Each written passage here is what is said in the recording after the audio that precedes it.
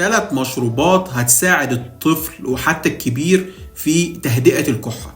طبعا دي مشروبات طبيعية. أول حاجة ليمون الدافي بعسل النحل، ينفع من بعد سن سنة.